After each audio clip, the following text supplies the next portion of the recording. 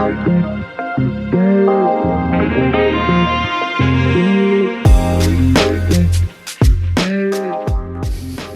it up. Good.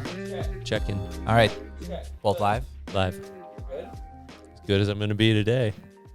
But you can hear No, yourself. I'm great. I mean, I'm great from that aspect. I'm actually doing excellent. So everything's good. To confirm, you can hear yourself. Fuck you. Say over. Over this bit.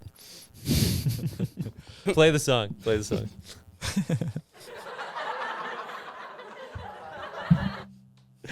And we're back. April Fools. Just two guys being fools. I'm your host, Tanner, joined today by Jordan and Steve. Howdy, guys. What's up, guys? Happy to be back here. Great to see you, as always. Another week, last week in March for us, but first week in April for you guys. March was a great month. Had a lot of great guests on the show. There's still time. Well, this is our last one. Oh, yeah, I suppose. Yeah. We just had Lauren Bertrand in the studio. Yeah, it's always good to see her. Definitely. That's a fun one. Drink wink. Dude, it was fun hearing just her insider perspective of like, because we've heard stories time and time again of kind of similarly timed brands kind of coming online around the same time, same culture, same kind of feel of A lot of breweries, though, for Minnesota. Yeah, and so it was interesting to hear her perspective from like a national brand with a very local intent. Yeah. And, yeah. The same folks that make Waterloo beverage, the seltzers, they make Wink. So they're processed in like the same very cool. facility. So it's like Wink is a very mainstream, like taste, delicious kind of a good beverage. I think they were the first like not Minnesota company that we had on the show, sort of featuring that national industry coming into Minnesota, helping to sort of shape it and turn it into what it is today.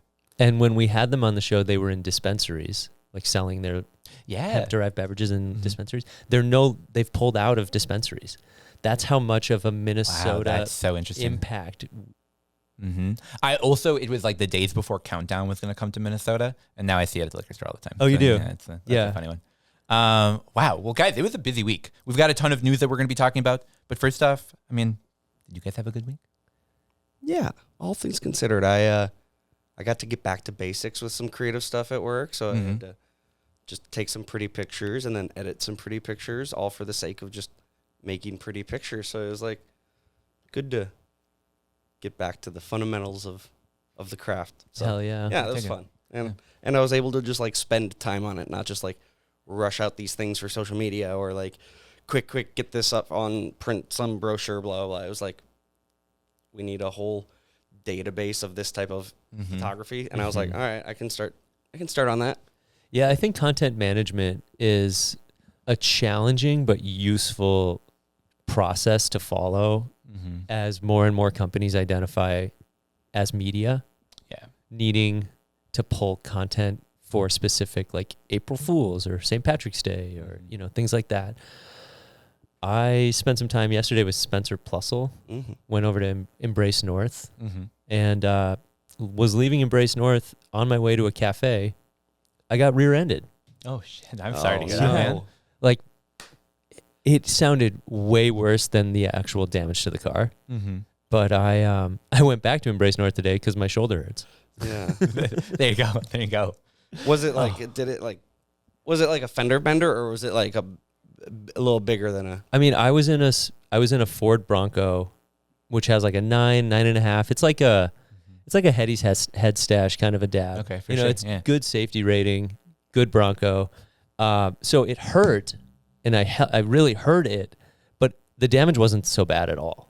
And I've already worked through Progressive Insurance and gotten all that stuff taken care of. And so like, it's going to come out just fine. But like, it was a sharp reminder to, had I been paying more attention and been able to defensively drive, I think I could have avoided the car accident. Yeah. And it's just like, the roads can be really scary, and we see it, we hear it, it often doesn't even get talked about, but like accidents happen. So it was sad. The guy was really shook up and apologetic, but yeah, first time I'd gotten in a car accident in this decade, and maybe even the one before. Like, it's been a while. Wow. Well, glad you're okay, man. Yeah. Thanks. Yeah. No, never fun. And it's crazy because I just rear-ended someone yesterday and quick drove away. I thought it was you, but I was like, no. I'm just kidding. No. Glad you're okay. Yeah, thank you. Yeah. Other than that, yeah, ready for another week of Northern Lights. Let's do it. Well, so guys, it was a busy news week that we're going to be jumping into today. We're going to be talking about some new, maybe final, still technically draft rules that came out. We're going to be talking about the application numbers, really looking at the raw data of who applied for licenses and what that could mean for that lottery in just a couple of months here. And then finally, did you guys know people are trying to decriminalize mushrooms? Yes. Yeah. Shout out to Blunt Strategies for doing a lot of the work behind the scenes there. Yeah, we're going to talk a little bit about what that bill looks like, what that process might look like coming forward, and if you're interested in getting involved, sort of how you can do that. But first, should we talk about the rules?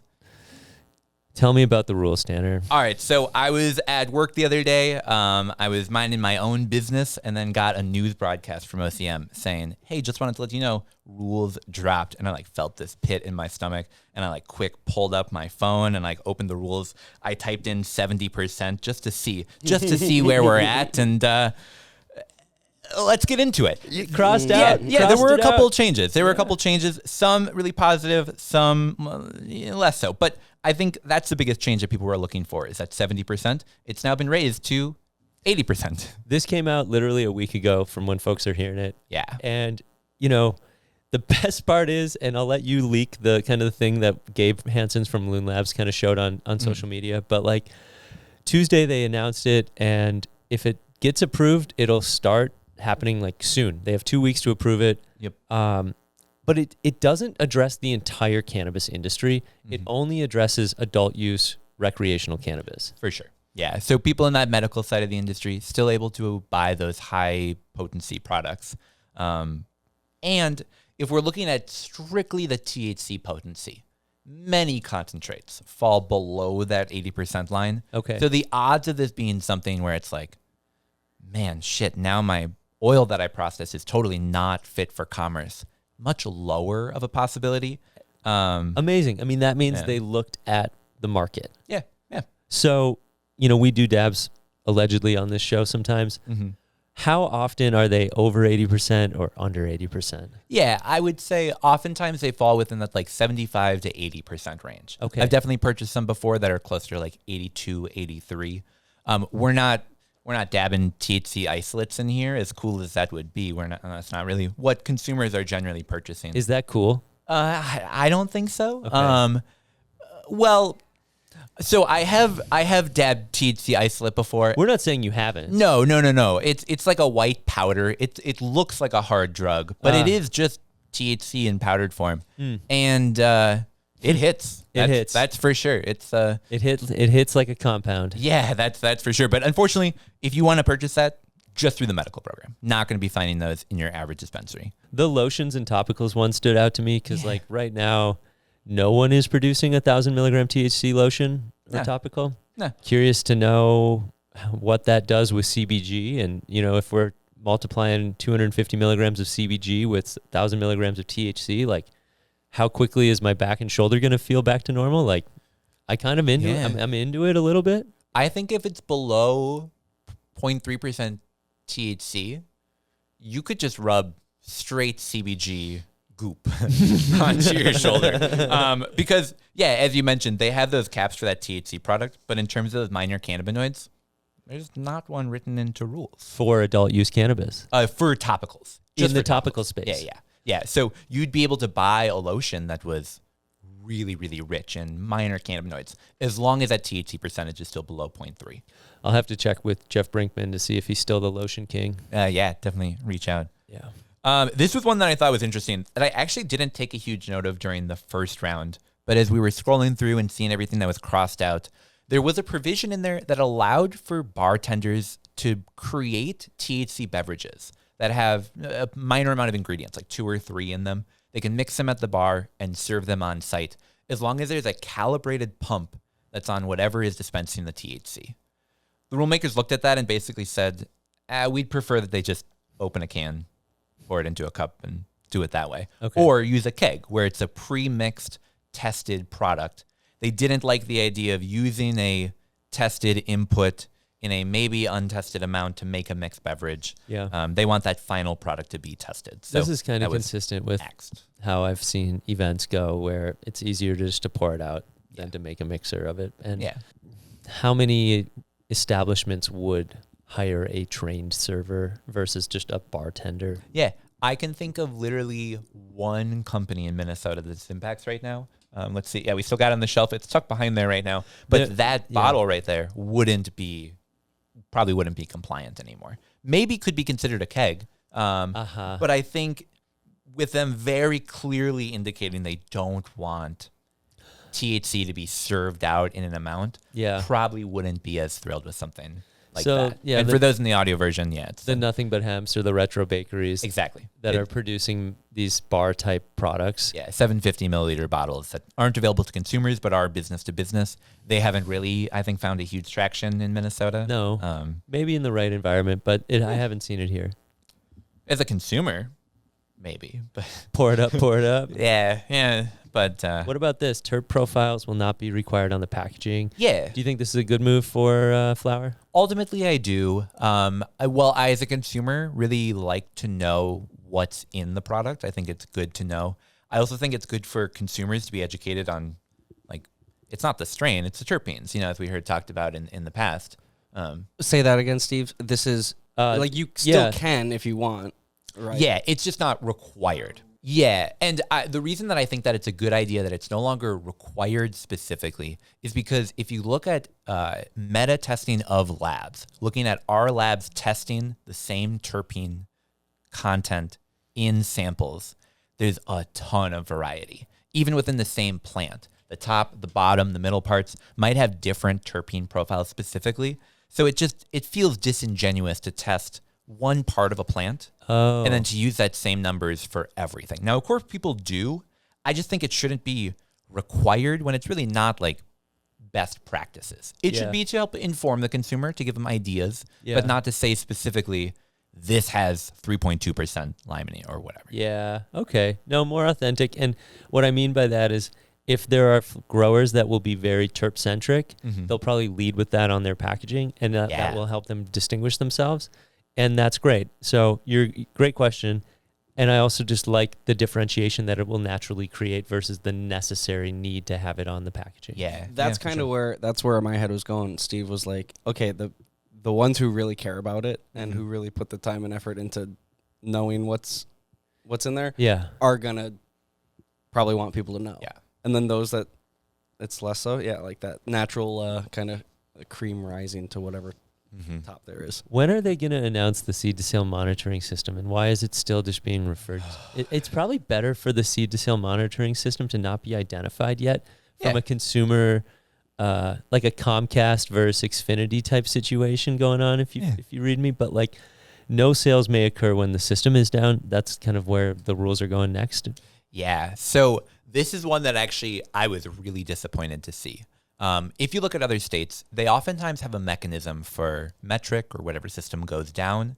You keep paper records of your transactions for a day, and they get uploaded into a system. It allows for the state to, have their website to crash, which happens maybe allegedly around cannabis. Acela. Yeah, and allows for the off-network tracking that then later gets uploaded. OCM initially allowed for people to do that for up to 3 days. So if metric is down for a week, you could sell for 3 days, keeping paper records of everything. And then whenever it comes back online, you have to upload that back in. They removed that, where now if their website crashes, so too does literally the entire stream of commerce in the state of Minnesota around cannabis. And if you look at other states, this happens quite regularly. We, of course, hope that it doesn't, but there are many times, especially in the early days of Oregon, when they were still sort of figuring things out, where things would go down pretty constantly. And we're not the first state, but man, we sure haven't had our ducks in a row. And I think we'll probably fall victim to times where you go to a dispensary and they go, yeah, we've got stock, we've got employees, we've got a POS, we've got everything. Unfortunately, the state just, they're not taking new entries right now. What kind of generators can the state have, like backups, to assure that this doesn't happen on a quarterly basis? I think if the entire cannabis industry maybe just like chipped in $50, $100 every business. Yeah. We could pay for there to be like 24 hours, like gerbils running in the OCM, constantly powering this website. And we would pay to give new carrots to them every so often just to keep this machine going. Because it's going to crash. Mm-hmm. It just inevitably will happen. And it's a really big bummer that now the only thing that businesses can keep doing is cultivating. Oh, okay. They can keep paper records of their plants because those die. You can't just leave that on a shelf. No. But everything else stops.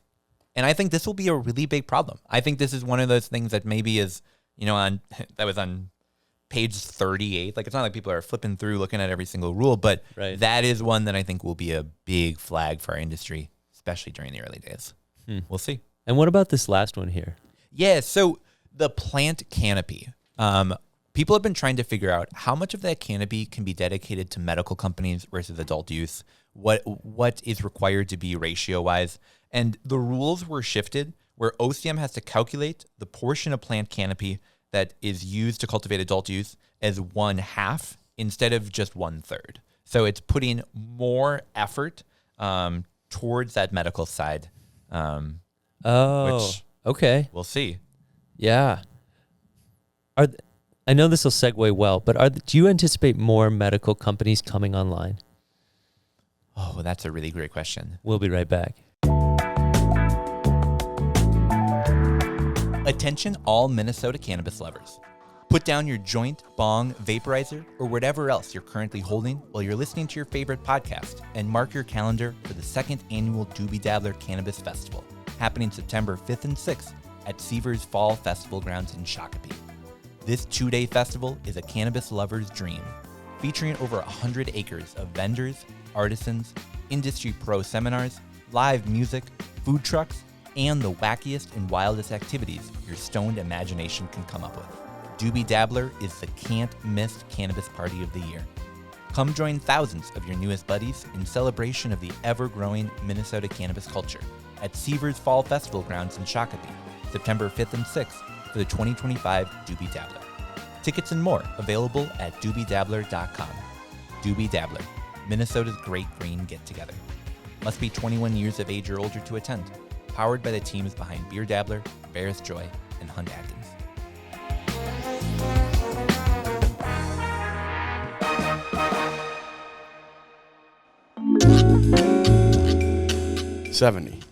Did you know that 70% of businesses fail in the first 10 years? And the number one reason they fail is because they run out of cash. Hi, I'm Dave Woodbeck. I'm the managing partner of Dope CFO. At Dope CFO, we help cannabis business owners beat the odds by providing financial leadership. Yes, we handle bookkeeping, accounting, and taxes, just like any accountant. But as one CEO recently told me, the last thing I need is another accountant. I need a partner who can help me achieve financial success. So take the first step towards financial success. Scan the QR code now to start your free self-assessment.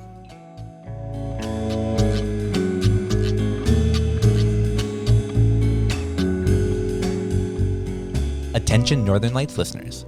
Whether you're growing cannabis indoors or outdoors, organically or hydroponically, Eco Garden Supply has the tools to help you succeed. From premium organic nutrients to advanced hydro systems, they've got everything you need to cultivate like a pro at home. Head to ecogardensupply.com now or visit them in person at 800 Transfer Road, Suite 3, St. Paul, Minnesota 55114 and elevate your cannabis. Eco Garden Supply. Growing supplies for the serious grower.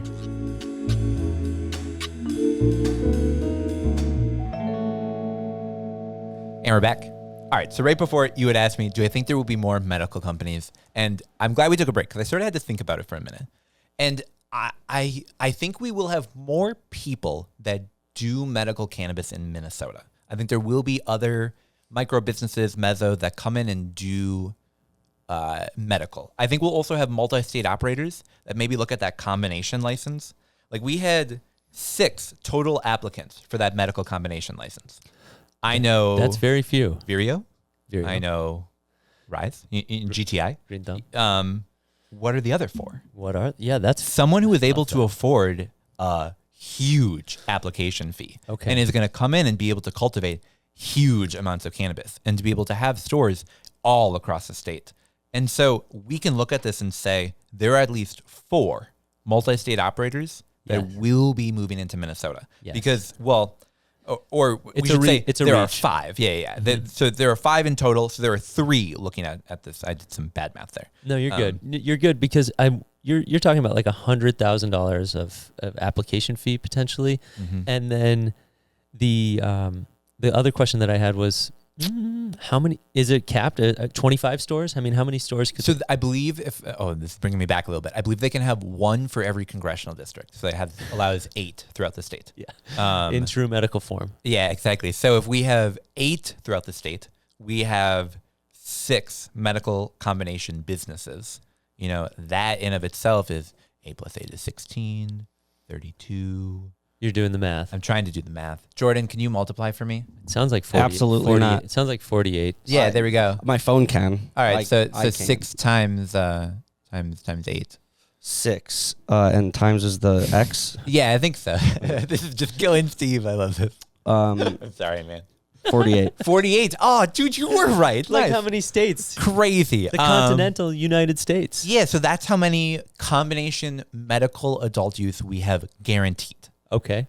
We're also probably going to have meso, micro, and other retailers that seek that medical endorsement. Oh. But how much medical flower we have out there, I think it will probably be mostly those 6 companies that are doing it. Yeah. So we'll see. Yeah, so it's the medical one is the kind of the sticky one in the road right now. It's like, how do we advance the medical program? Yeah. The argument is we can't lose the medical program as it is because there are patients. Yeah. And then there are opportunities on how the fallout would, there's situations that would observe how the fallout would happen. And that's where there's disagreements. I think above ground, we can't let the medical market fail. Yeah. And so I'm assuming will all 6 move on or is there a lottery for, no? No. So So you're- as long you're- as they're yeah. qualified applicants, they've got their license. Okay. So that's where we're confident. But talk to me a little bit about canopy size with some of these larger operations. Yeah, so they'll have the largest canopy allowed of any of these license types. Some of it does have to be specifically reserved for that medical side. That's sort of what we were talking about in the rulemaking earlier. But we are still going to see huge canopies put up. And I stressed this before. I want to stress it again because I think it's such an important thing to keep in mind. Canopy only applies to flowering plants. So people have been saying like, 10,000 square foot canopy, we're going to have 10,000 square foot grows. We're going to have 10,000 square foot flowering rooms in the grows. Oh my gosh. They can be larger than that. They can allow for tissue culture. They can allow for vegging. They can allow for clones. They can allow for so much else that does not fall under that canopy total. So I think these medical combination companies could have 100,000 square foot facilities as long as not all of it is flowering without a problem. And they have the capital where maybe we could have a huge state operator that's been looking at us for a long time. Yeah. Not able to access because we only had 2 licenses. Now saying, now's the time to move in. Right. Which, who knows? Coming soon. Yeah, absolutely. There's some large operators in Illinois that I think specifically we could see start moving into Minnesota, but who knows? Who And knows? Missouri too. Oh yeah. The Missouri ones are going to be really interesting. Where like I think, especially from the less regulated states, Oklahoma is another one where you're going to have people who have operated either in a medical side or operated in an adult use side who have made money in their state, looking at a relatively low setup cost. Could be an opportunity to move into Minnesota. There's going to be a lot of weed in Minnesota. Hopefully, that's the goal, right? And that's and I think we should prepare for people not at first. You know, we're gonna have stores open in the next couple of weeks here, and it's gonna be expensive and in low supply. But hopefully soon. I've been hearing some grumblings of maybe social equity applicants that have been getting emails from OCM letting them know you can sort of move forward with the process. And, Okay. It's end of March, early April. Yeah. Maybe May, June isn't unheard of. Shout out to Social Equity Director Jess Jackson. Yeah, there we go. Listener of the show, friend of the show. She's doing her thing, trying to help social equity applicants move ahead. Yeah. So let's just run through the numbers because I think these are super interesting. So combining pre-approval and general licensure, we've got 1,849 micro businesses, 48 wholesalers, 72 transporters, 12 testing facilities, 236 delivery services, and 6 combination businesses. Assuming those all are valid applications, which we saw round 1, probably won't be. That is a ton of businesses operating throughout Minnesota. And that's not to count the 273 that applied for Mezzo out of the 100 possible, the 96 that applied for cultivator out of the 50 possible, the 83 that applied for manufacturer out of the 24 possible, and then the 854 that applied for the retailer out of the 150 possible. So good luck to those who applied for that retailer license. If you will need it. Okay. And not to... So if you fail on the top here from micro down to medical combo and your application doesn't make its way through, you're done. You're done for now. So what's really nice about this specific process is there is an appeal and a correction process. Okay. So unlike pre-approval, where you got that letter that said you were denied, we're moving forward, they'll be able to keep moving forward with that. Now, I agree with you. The lottery, if you didn't get into that first round of the lottery, that is sort of it for round 1. And these are the big ones. These are the visual ones you'll see. The retailers, the manufacturers, the cultivators, and the mezzos that are integrated within there. Exactly. The highest caps of being able to do outside of that combination license. Right, which is an exception. I mean, you're going to see that one coming from a mile away. Totally. So, yeah, we could... I think this number is crazy. 3,529 businesses applied for licenses. Yes. In Minnesota's cannabis program. And half of them are micro businesses. And the beauty about micro businesses is micro businesses can all look different. Yeah, absolutely. And what I love is going back to the early days of House File 100, even before then, 57, whatever. Micro business was the goal. We wanted to try to funnel as many people into that as possible. And it looks like, at least based upon these numbers, it might have worked. Let's see if it holds up when the invisible hand of the market is deciding who's around, not just the invisible hand of OCM. Yeah, what unique thing can you bring to the market as a micro business? Because now that we have the application number, being a micro business is not unique enough to be a micro business. Yeah, congrats. You got a license along with 1,848 other people potentially. Yeah, that's bigger than some towns. Yeah. You know. Larger than my graduating class of high school. Right. So imagine we all went and got a dispensary. Everyone in your graduating class and my graduating class got a micro business license. Yep. Doesn't mean you're going to do well in life. No. Well, so I'm just so curious to see where that goes. I'm sure this is a story, as I've talked about every single time we've talked about it so far, that we'll keep coming back to, because truly some of these businesses could be not just numbers, but open stores in just a couple of weeks. Would the OCM contribute to 420 weekend by hosting the lottery on 4/18? I suppose they could. Yeah, I mean, now they're working through reviewing the app. No, so do the apps get reviewed before the lottery? So before the lottery, yes. So I think for the uncapped people, they're going to be hearing very soon here. Yeah. The lottery, they previously said May, June. I think April would be a stretch, but possible. No, that might be bad for business. Yeah, I think probably not great. But I do think by April 20th, and I hesitate to say this. Today is April 1st.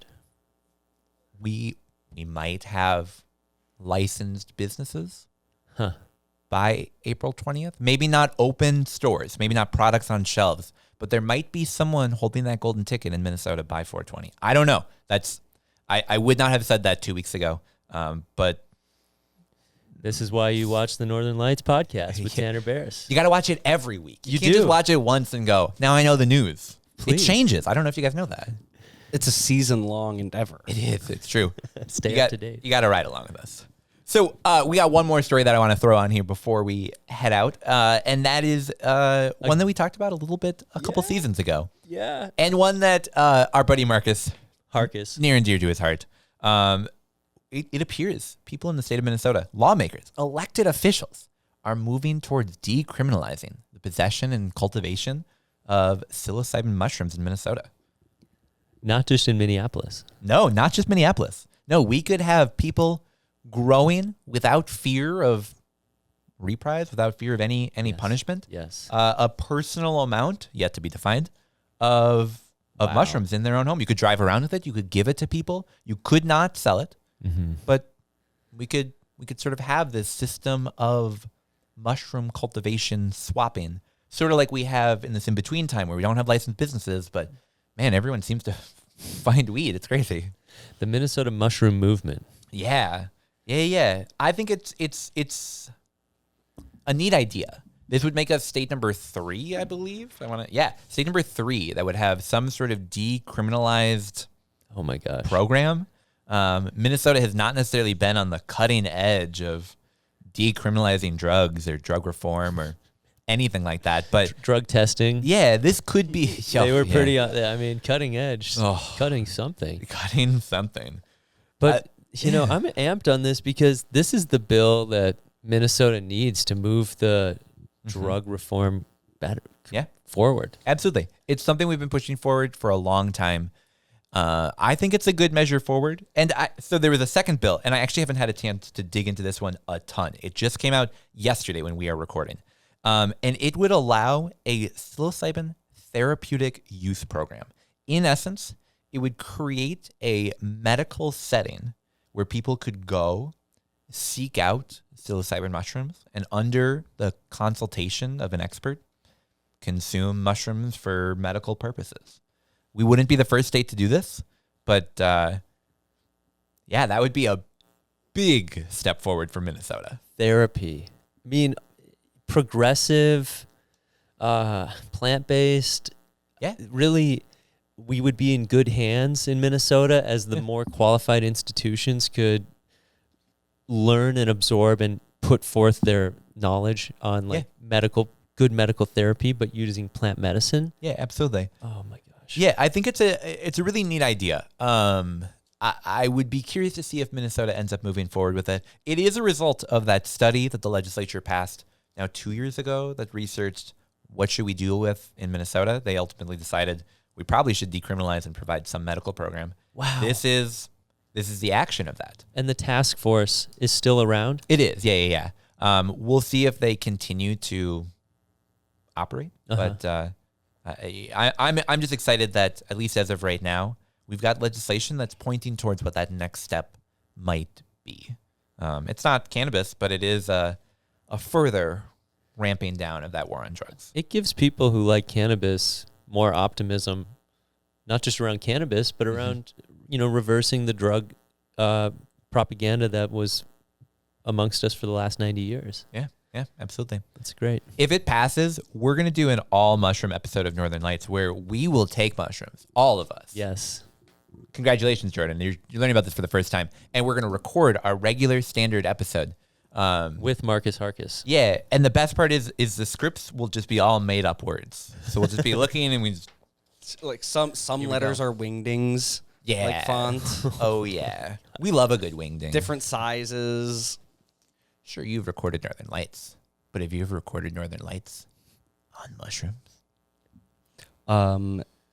I had some across the street at Brunson's. I got some truffle fries. Yeah. Okay, all right. Yeah. That's got to count. Oh, right? God, we should get some Brunson's fries from rocks. this. Yeah, I forgot to eat today. Yeah, all right. Well, so let's leave the news there. We'll see if these bills continue to reform. As of right now, they've just been introduced. So no further action on them. We'll see if things change. But who knows? Who knows? All right. Well, we're going to take a quick break. When we get back, we're sitting down with our friend, Lauren Bertram. I'm excited to hear that full interview. I was able to sit out there, but I'm excited for them to all. Yeah, she brought lemonade. Yeah. Been maybe sipping on some during the show. We'll be right back.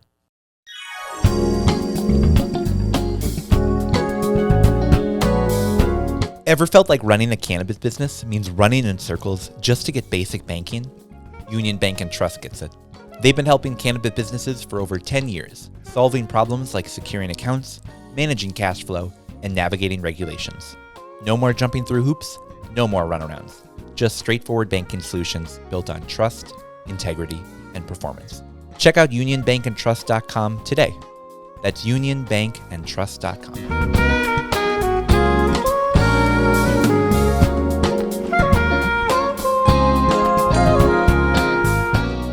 Are you a social equity applicant trying to save money on LED grow lights?